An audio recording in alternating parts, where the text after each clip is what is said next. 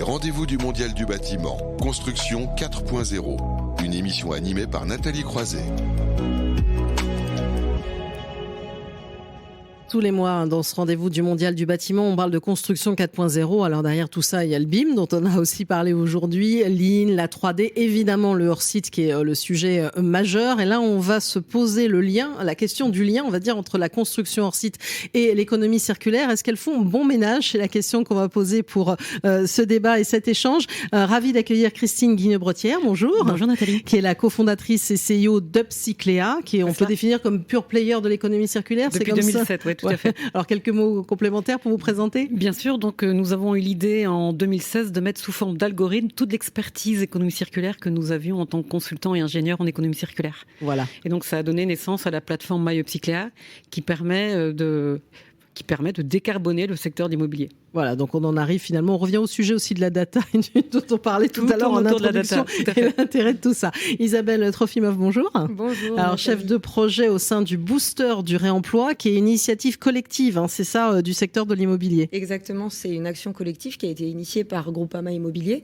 qui identifiait lors de déconstruction sélective des matériaux réemployables et qui ne trouvait pas de débouchés. Donc l'idée, c'était de se dire, finalement, s'il n'y a pas de débouchés, est-ce qu'il ne faut pas motiver les maîtres d'ouvrage, rassembler les maîtres d'ouvrage pour qu'ils intègrent des matériaux de réemploi dans leurs opérations. Donc il y a aujourd'hui 50 maîtres d'ouvrage qui se mobilisent pour intégrer des matériaux de réemploi dans leurs opérations. C'est plutôt pas mal, je crois que vous étiez parti de 30, donc c'est ça. C'est ça, depuis septembre 2020. Oui, donc ça a vite accéléré, on voit à quel point le sujet est majeur. Et puis ravi aussi d'accueillir Anthony Basile, bonjour. Bonjour. Qui est donc directeur métier construction chez Socotec, qui est un acteur, on va dire, majeur de l'inspection, de la certification, c'est ça? C'est ça, donc on est effectivement sur une tierce partie indépendante, donc on travaille dans le monde du bâtiment, de l'immobilier et des infrastructures. Et effectivement, le sujet dans la construction est effectivement majeur, l'économie circulaire et le hors-site, on en parle tous les jours. Voilà. Alors avant de parler de hors-site justement, même si c'est au cœur de cette séquence-là, c'est peut-être bien de rappeler quand même les enjeux de l'économie circulaire, puisqu'on en parle beaucoup. Je crois que ça commence à parler à beaucoup, mais voilà, Elisabeth Trofimov, on a besoin de limiter notre impact dans la construction. Exactement, on a besoin de limiter notre impact à la fois sur le réchauffement climatique, mais aussi sur les ressources. Et l'économie circulaire, c'est limiter cette pression sur les ressources.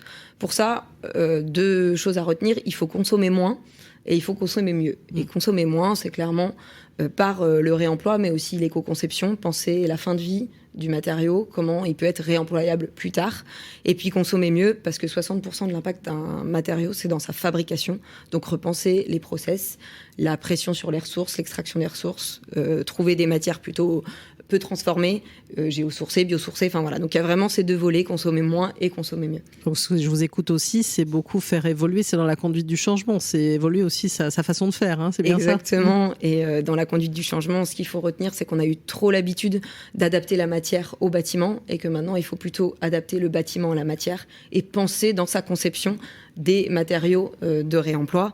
Aujourd'hui, c'est le gros travail au sein du Booster, c'est d'aller travailler avec l'ensemble des équipes de manière collective pour partager nos retours d'expérience et voir comment changer nos process pour intégrer des matériaux de réemploi. Alors, Christine Guinebretière, plutôt que parler, je commence au bout de 3 heures d'émission, j'ai un peu de mal à articuler. J'ai réussi jusqu'à présent, mais là c'est bon.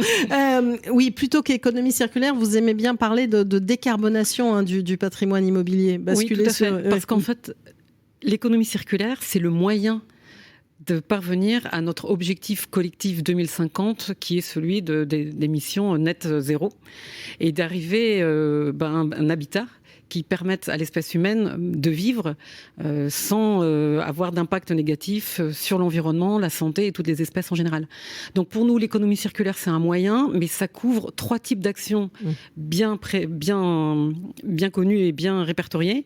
La première, c'est effectivement maximiser le réemploi, et je pense qu'on est tous d'accord là-dessus.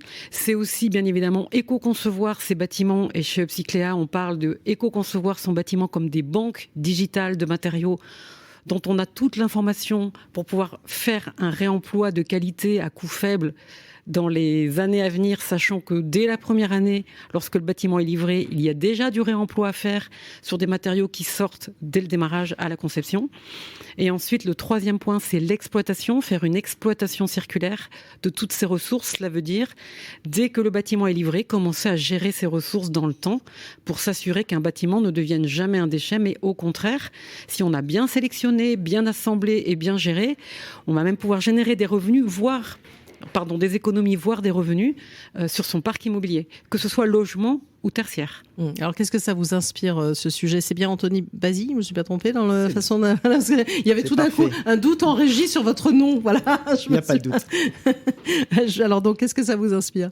Alors, moi, sur la partie, effectivement, économie circulaire, dans les sujets qui nous intéressent, voilà, moi, je vois 4 vraiment domaines qui nous concernent et qui sont très, très impactants dans le bâtiment. Donc, effectivement, on a parlé d'éco-conception. L'éco-conception, c'est avant tout travailler sur la matière de la structure, principalement, qui pèse très très lourd en termes de carbone dans le bâtiment. Donc on voit maintenant de plus en plus d'opérations qui se font avec des matériaux biosourcés, donc tel le bois principalement. Donc on voit maintenant des régions qui sortent avec plus de 10% d'opérations en bois, ce qui est devenu vraiment un impact fort. On a un travail qui est fait au-delà des matériaux sur la partie territoriale. Donc on parle d'une écologie territoriale, donc ça permet aussi de favoriser les cycles courts. Donc ça, c'est vraiment quelque chose qu'on voit apparaître de plus en plus. Donc ça a un impact très régional aujourd'hui, mais peut-être encore plus petit demain matin. Le sujet du réemploi et du recyclage, c'est un sujet aujourd'hui sur lequel effectivement on est investi, notamment avec le booster. Oui, vous connaissez. On se connaît un petit peu, oui. On a bu un café ensemble juste avant. Effectivement, il y a tout un travail d'abord de valorisation par le réemploi qui est important. La filière est en train de se structurer de manière assez rapide. Effectivement, il reste des choses à faire encore pour pouvoir avoir un cadre qui soit sain, qui soit complet, un domaine assurantiel qui soit prêt aussi. Mais c'est un vrai domaine sur lequel aujourd'hui on a beaucoup de monde qui s'investit et c'est important de voir que ce point-là, dans le cadre de l'économie circulaire, sort vraiment du lot parmi les points qui ont été relevés notamment par l'ADEME. Voilà, moi, les sujets. Après, sur différentes phases de l'opération, on a parlé de conception d'un ouvrage. Un architecte aujourd'hui est obligé de s'investir dans la conception de son bâtiment, mais aussi dans son exploitation. On a un sujet sur les ressources et les approvisionnements pendant les opérations. Et après, le sujet de toute l'exploitation. Aujourd'hui, on ne peut plus dissocier toutes ces parties-là. Et je pense qu'on est tous les trois assez d'accord sur le sujet, voire complètement d'accord. Là, il n'y a pas de débat. Dissocier aujourd'hui la conception d'un bâtiment de son exploitation. Et ça, c'est aussi un vrai changement qu'on peut voir depuis ces derniers mois, voire ces dernières années. Alors, vous y vouliez réagir? Je voulais juste ajouter un détail, parce que c'est très important ce qui vient d'être dit. C'est qu'effectivement, dans notre esprit, l'éco-conception signifie donner. Ça veut dire avoir de la connaissance des matériaux qui sont utilisés dès le démarrage. Sinon, il n'y a pas d'économie circulaire ni de gestion dans le futur. Et puis aussi la capacité à assembler des matériaux désassemblables. Donc, on parle du hors-site. Si je fais du on va y arriver au sujet, exactement. Et que je fais du collage versus d'autres moyens d'assemblage, peut-être que ce matériau sera perdu à tout jamais et deviendra un déchet. Donc, l'éco-conception, c'est pas que calculer son carbone, c'est aussi bien sélectionner des matériaux eux-mêmes circulaires et qui sont assemblés pour être désassemblés. Sinon, pas d'économie circulaire. Exactement. Et alors, il y a l'autre mot, j'allais dire, qui est prononcé quand on parle de hors-site, c'est l'industrialisation, parce qu'on sait bien qu'on est obligé, on le fait en usine. Vous parlez d'industrialisation aussi du réemploi, et je ferai réagir Elisabeth Trofimov pour savoir si c'est un mot qui est adapté à cette notion de réemploi. Alors, c'est adapté au sens où par industrialisation, on entend industrialisation de l'ensemble de la chaîne des acteurs qui vont intervenir, et donc une donnée qui va bien être transmise d'un acteur à un autre, et aussi la capacité, mais ça c'est parce que myOpticlia permet de le faire, la capacité à faire matcher automatiquement grâce à l'IA l'ensemble des besoins et l'ensemble des demandes pour nos bailleurs qui sont maintenant nos clients, et d'ailleurs l'Union sociale de l'habitat travaille avec nous parce que nous sommes en train de créer la boîte à outils économie circulaire de l'USH, et ainsi que les très grandes foncières avec lesquelles nous travaillons maintenant, qui ont bien compris que le réemploi pouvait plus se faire matériau par matériau ou projet par projet, mais que le réemploi est facilité dès lors qu'on a une multitude de projets qui sont en attente. Et je pense que tout à l'heure ça a bien été précisé, sauf que nous on a mis des algorithmes maintenant derrière, d'où le mot industrialisation. Voilà, comment ça vous fait réagir, Elisabeth Trofimov? Alors nous on se positionne en effet, bien sûr l'industrialisation, mais plutôt industrialisation de la conduite du changement. La massification du réemploi, ça passe aussi par s'il y en a un qui s'est posé une question, que ça bénéficie aux autres pour que tout le monde applique les solutions trouvées. Donc, quelles ambitions, quels objectifs en termes de réemploi on peut se donner dans une opération ? Est-ce qu'on n'a pas des CCTP types plutôt que d'à chaque fois réinventer les CCTP ? Donc, c'est plutôt l'industrialisation du jus de cerveau, on va dire, et d'aller plus vite pour qu'il reste du jus de cerveau pour les sujets qui sont non traités. En tout cas, il y a aussi quelque chose qui va être un booster, c'est le cas de le dire, je me permets d'utiliser, mais c'est la mise en place de cette filière PMCB qu'on attend pour le 1er janvier 2023, avec une nécessité de plus en plus forte de recycler, de récupérer sur les chantiers. Exactement. Et d'ailleurs, je fais un parallèle, je trouve que c'est très encourageant de voir que la RE 2020, du coup, impose ce seuil carbone, et du coup, on se pose la question de l'impact carbone de nos bâtiments. Et jusqu'alors, c'était quand même assez anecdotique qu'il y a ce diagnostic PEMD dont on attend la date officielle de lancement, mais et puis la REP bâtiment qui se met en place. Donc on sent que d'un point de vue réglementaire, tout est en train de s'accélérer et que tout le monde se pose la question de la manière de faire le plus facilement possible du réemploi. Et on voit dans beaucoup de cahiers des charges de collectivités des seuils qui sont imposés aujourd'hui. Oui, parce qu'on parlait tout à l'heure, je ne sais plus, c'est François Desgardins, je crois, d'Anexity, ou Philippe Bigouis qui parlait d'1% pour le moment. Enfin, c'est tout petit, pour le moment, le réemploi, on en parle souvent, mais... 1%, ce serait déjà bien si toutes les opérations intégraient 1%. Du coup, 1%, c'est souvent le montant de travaux. D'accord. On parle de 5% pour le cahier des charges des éco-organismes. Donc, il y a un certain nombre de pourcentages. C'est tout petit, mais je peux vous dire qu'en termes de conduite de changement, il y a déjà beaucoup de choses à faire sur ce sujet. Alors, Anthony Basile, puisque vous disiez ce sujet, parce que là, on arrive progressivement, mais on a commencé à en parler au sujet du hors-site. Vous, comment, justement, cette économie circulaire et le hors-site font-ils bon ménage ? Alors déjà, effectivement, pour reprendre ce qui a été dit, aujourd'hui, il y a une massification, une généralisation des pratiques pour le réemploi qui va aboutir à une industrialisation. Moi, je le vois plutôt dans le sens là, donc c'est un peu mélangé, mais voilà, je le vois plutôt dans ce sens-là. Le hors-site, en fait, va embarquer beaucoup de domaines de l'économie circulaire. Et principalement, le plus facile à faire aujourd'hui, c'est l'éco-conception. C'est-à-dire concevoir des bâtiments aujourd'hui biosourcés, c'est quelque chose qui peut s'industrialiser facilement. Ça existe pour des bâtiments simples, type des maisons, depuis déjà bien longtemps. On a énormément d'usines dans l'ouest de la France, en Bretagne par exemple, qui font aujourd'hui du hors-site en maison depuis très longtemps. Et on commence à avoir des bâtiments de plus en plus conséquents, en tout cas, se développer sur ce modèle-là. Le gros avantage, donc pour faire le lien avec l'industrialisation, et donc il y a l'industrialisation du réemploi, mais l'industrialisation du hors-site, qui est une mécanique industrielle, le hors-site, va permettre aussi d'embarquer finalement toute cette traçabilité du bâtiment. Tous ces matériaux aujourd'hui, dont on se pose la question aujourd'hui principalement de pouvoir faire du réemploi sur son opération, cette industrialisation-là dans le hors-site va permettre aussi de faire du réemploi ou du recyclage dans quelques années, dans 10 ans, dans 20 ans, dans 30 ans, parce qu'on aura suffisamment de données, parce qu'on sera rentré dans un process industriel qu'on n'a pas aujourd'hui dans le bâtiment.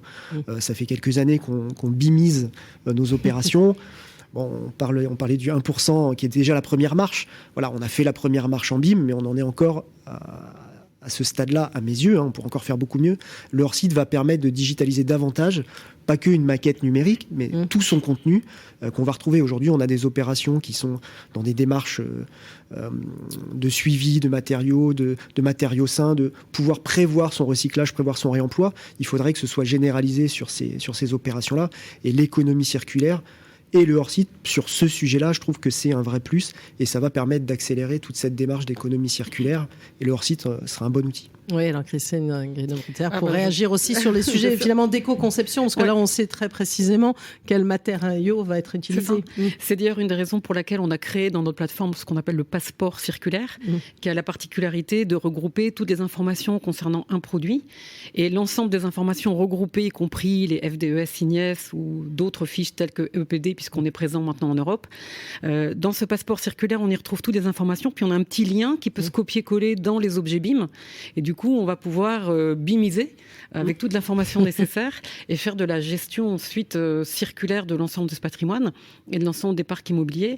Et effectivement, le hors-site est un bon moyen d'acculturer la compréhension de qu'est-ce que ça veut dire avoir de la connaissance et de la donnée sur son bâtiment, puisque Je rappelle quand même que pour le hors-site, c'est bien, mais si c'est toute la profession qui se met à avoir les bonnes données au bon endroit, on va aller très vite vers de l'économie circulaire et de la décarbonation collective. Et moi, mon rêve, c'est que tous ensemble, on soit les champions en Europe et qu'on démontre notre capacité à faire de l'économie circulaire industrialisée sur tous les chantiers partout en Europe avec les grandes entreprises françaises qui sont quand même en tête, mais qui doivent encore continuer à innover un petit peu. Et il ne faut pas oublier aussi, dans tout ça, le sujet de la rénovation. On a eu des exemples Exactement. ici aussi de rénovation en hors-site. Il ne faut pas penser tout de suite que c'est que de la construction neuve. Exactement. La réhabilitation est extrêmement importante, mais de toute façon, qu'on soit dans du neuf ou dans du réhabilité, dans tous les cas, il faut de l'information sur les produits et matériaux et les assembler pour les désassembler et les suivre. Sinon, on ne fait que reporter le problème des déchets. Et dans 20 ans, il ne fera pas bon avoir des déchets et plus de ressources. Et alors, l'un des gros atouts, peut-être, on peut dire aussi peut-être du hors-site à Elisabeth Trofima, parce que quand on déconstruit un chantier, évidemment, il faut pouvoir récupérer tout ça, il faut de la collecte, il faut du stockage, et peut-être que le hors-site peut apporter quelques atouts supplémentaires. Tout à fait. On entend souvent dans le réemploi que, et d'ailleurs c'est vrai, que le gros frein, c'est la logistique.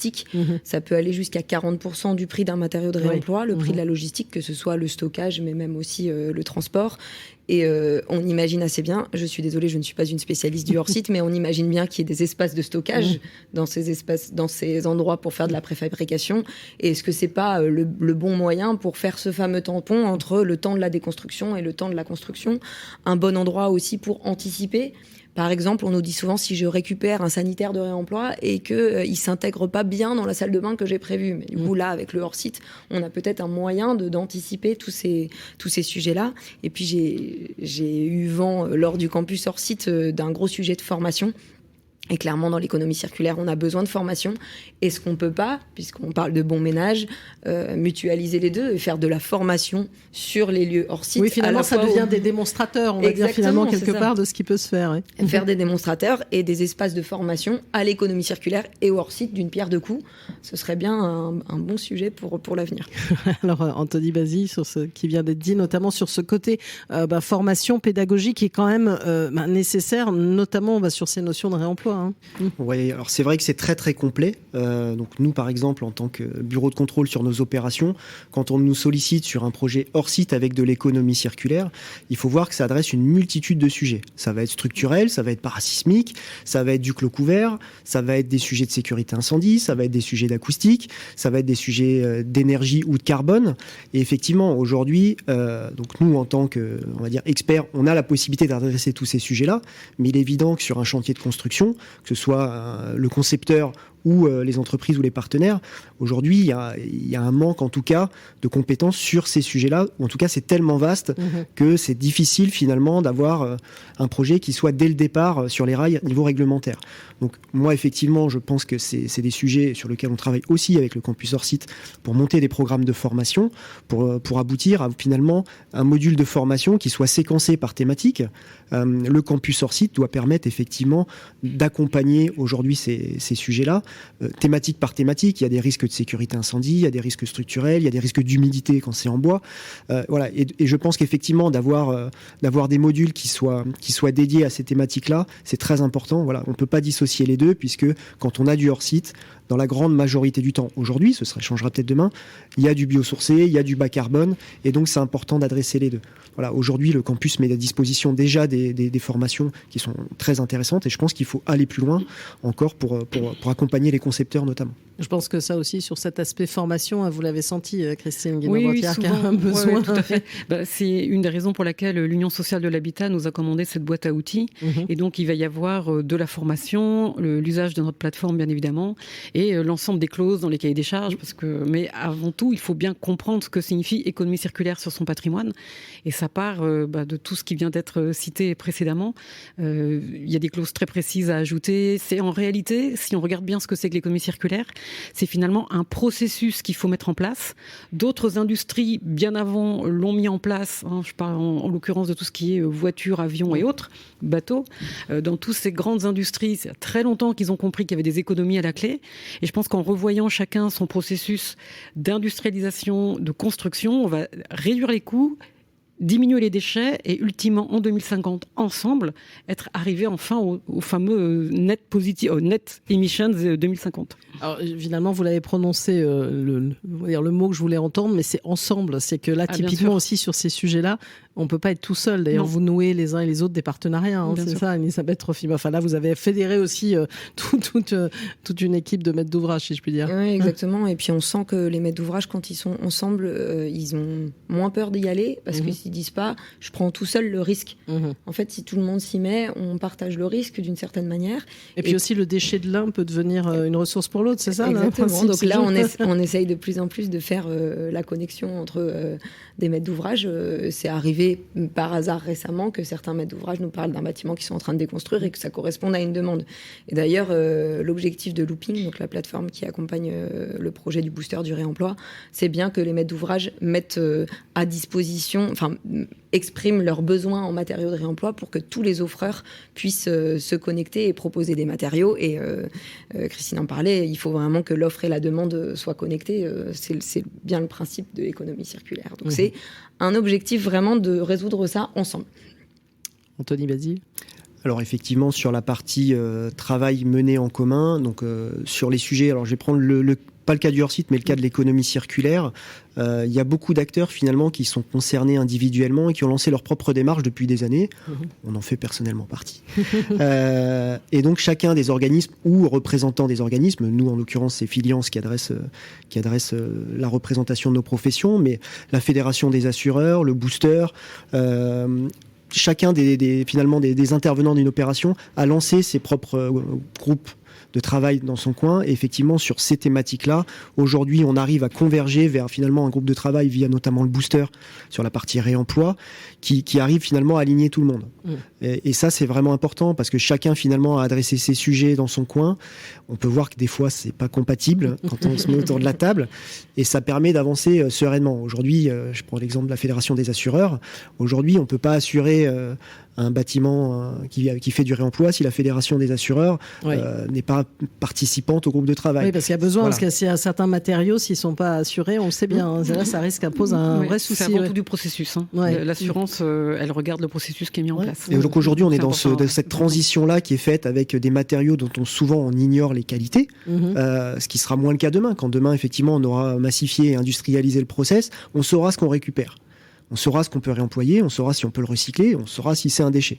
Mais aujourd'hui, il y a toute cette phase un petit peu transitoire qui ne nous permet pas finalement d'avoir un accord total de toutes les branches, mais en tout cas, on y arrive. Et ça, c'est vraiment un point fort du booster, je trouve, de pouvoir faire converger finalement toutes les parties prenantes d'une opération. Et donc en tout cas, on a vu qu'économie circulaire et construction hors site faisaient bon ménage. Next step, pour dire en conclusion, c'est la massification.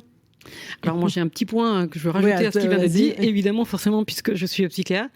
En ce qui nous concerne, nous on gère de la ressource et on fait en sorte et on aide nos clients à ce que leurs ressources ne deviennent jamais des déchets et on reste clairement et définitivement du côté du paradigme de la ressource pour faire de l'économie circulaire avec de la ressource. C'est pas des mots, c'est une réalité et notre plateforme permet de tracer l'ensemble. Ils ne vont pas employer le mot de déchet, c'est toujours autre chose, c'est ça. Dès lors que le produit usagé est caractérisé, qu'on sait quoi en faire et qu'ensuite on le trace jusqu'à sa vie suivante. C'est une ressource. C'est une ressource, mais c'est quand même un point important. Et donc nous, c'est ce qu'on a réussi. On a réussi ce tour de force qui est de maintenir le statut de ressource validé par les assurances, etc., dans la plateforme. Et je pense que c'est grâce à cela et la collaboration avec tous les acteurs qu'on va être capable de industrialiser les chaînes de valorisation de nos ressources et devenir vraiment chef de file européen ensemble de ce qu'il est possible de faire dans le domaine du bâtiment pour 2050 ensemble. Elisabeth Trofimov. Moi, je voudrais conclure sur le fait que quand 15% d'un secteur se met en mouvement, tout le secteur se met en mouvement puisque ça devient has-been de ne pas faire du réemploi. Et du coup, j'invite vraiment tout le monde à s'y mettre pour que ceux qui ne s'y mettent pas soient les has-been et que le réemploi devienne une pratique généralisée. Oui, de toute façon, c'est comme sur les sujets de transition écologique globalement, si on n'y va pas, on est mort, on va dire ça. Je crois que là, en plus, la réalité nous rattrape très très vite, hein, ça c'est sûr. Anthony Bazille. Je partage, au-delà de l'aspect has-been, il y a une image sociétale, il y a une image d'investissement, il y a une image d'investisseur. Aujourd'hui, tout le monde doit y aller, et celui qui ne va pas, son entreprise n'existera plus dans quelques années. Je veux dire, c'est le métier, même pas de demain, c'est le métier de maintenant.